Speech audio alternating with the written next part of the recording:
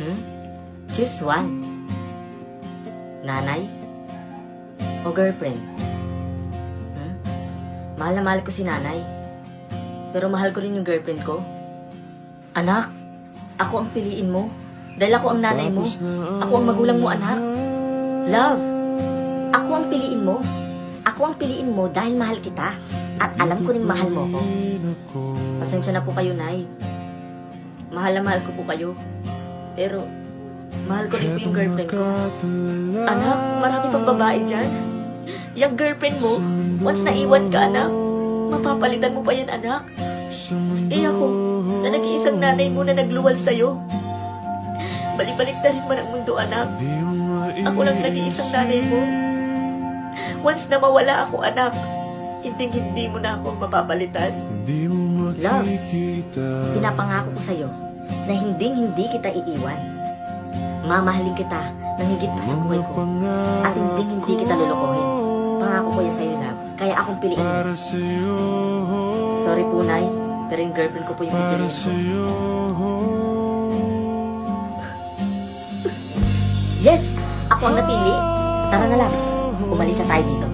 Hindi ko maisip kung wala ka.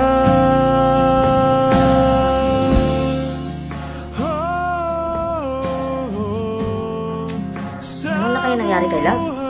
Hindi man lang sinasagot yung tawag at text ko. Oh, Love! Kinabahan naman ako sa'yo. Ilang linggo mo na hindi sinasagot yung tawag at text ko. Ano ba nangyari? Actually, Love, kaya ako na parito kasi gusto ko lang sabihin sa'yo na makikipaghiwalay na ako. Ha? Makikipaghiwalay? Bakit? Ano bang nagawa kong kasalanan? Nagawa ba akong kasalanan? Wala ka namang kasalanan. Pero nakakasawa kasi. Nakakasawa ka palang mahalin. Tinalikuran ko yung mga magulang ko para sa'yo. Sarili kong nanay, kinalimutan ko ng dahil sa'yo.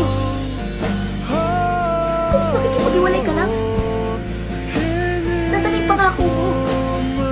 Nasaan yung pangako mo na hindi mo ko iiwan? Hindi mo ko lulukohin? Ha?